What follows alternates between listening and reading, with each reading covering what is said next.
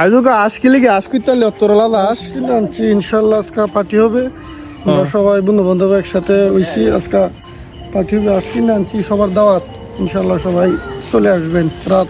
আশ আনবার জন্য আমরা আসছিলাম, সব হতে আছে কদা মুস্ত আছে, আমরা সবাই আসলাম। দাইজুল কাকা আশ নিতেছে, প্রবাসী মানুষ আশ নিয়ে কষ্ট করতেছে, তাও আমি উলিয়ে লাই।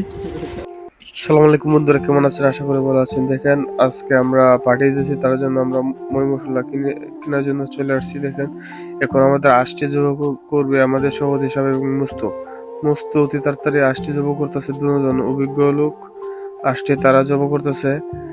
আমাদের পার্টিটি মূলত আমরা বন্ধু বান্ধব একসাথে হয়েছি, তার জন্য দিতেছি। পার্টি খাওয়া দাওয়া বড় কথা না, কিন্তু আনন্দরে অনেক কিছু।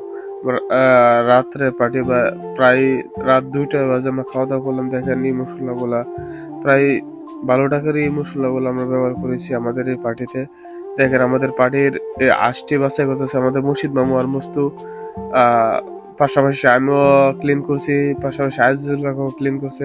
কারণ একটি রাজহাঁস ক্লিন করা অনেক কষ্ট, বা এটা মহিলাদের কাজ। আমরা ছেলেরা এটা করছি, কিন্তু অনেক কষ্ট হয়েছে। দেখেন এটি বাঁচতে আমরা এক সময় চাইছিলাম চামড়াটি ফেলে দেওয়ার জন্য, কিন্তু অনেকে বলতেছে চামড়ার মধ্যে অনেক তেল বা অনেক স্বাদ আছে, চামড়া ফেলে দিলে ভালো লাগবে না, তার জন্য আমরা চামড়াটি ফালাই না।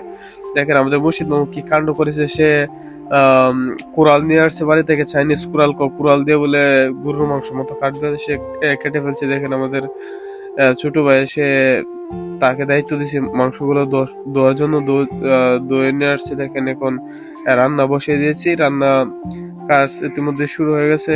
আমি পেঁয়াজ দিয়েছি।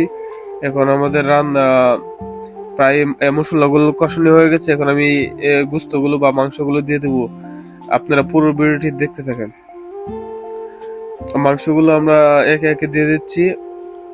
মাংসগুলো দেওয়ার পর আমি ভালো করে কষিয়ে নেব।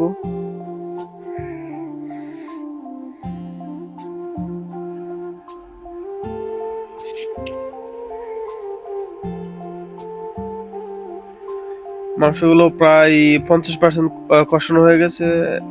কষানো ভালো করে আমরা লাড়াচাড়া দিয়ে দিচ্ছি, না হলে নিচ দিয়ে লেগে যাওয়ার সম্ভাবনা আছে। কিন্তু এখানে প্রায় 1 লিটারের মতো তেল দিচ্ছি, যার জন্য লাগার কোনো সম্ভাবনা নেই। কিন্তু কি সুন্দর গ্রান বেরিয়েছে। ইতিমধ্যে আমাদের পাক শেষ হয়ে গেছে, এখন আমরা খাওয়ার জন্য প্রস্তুতি নিচ্ছি। এখন প্রায় রাত 2টা বাজে। দেখেন আমরা সবাই একসাথে হয়েছি, খাওয়া দাওয়া ভালোই হয়েছে আপনাদের দোয়া, আল্লাহর রহমতে। আপনারা সবাই ভিডিওটি দেখার জন্য আপনাদের সবাইকে ধন্যবাদ। আসসালামু আলাইকুম।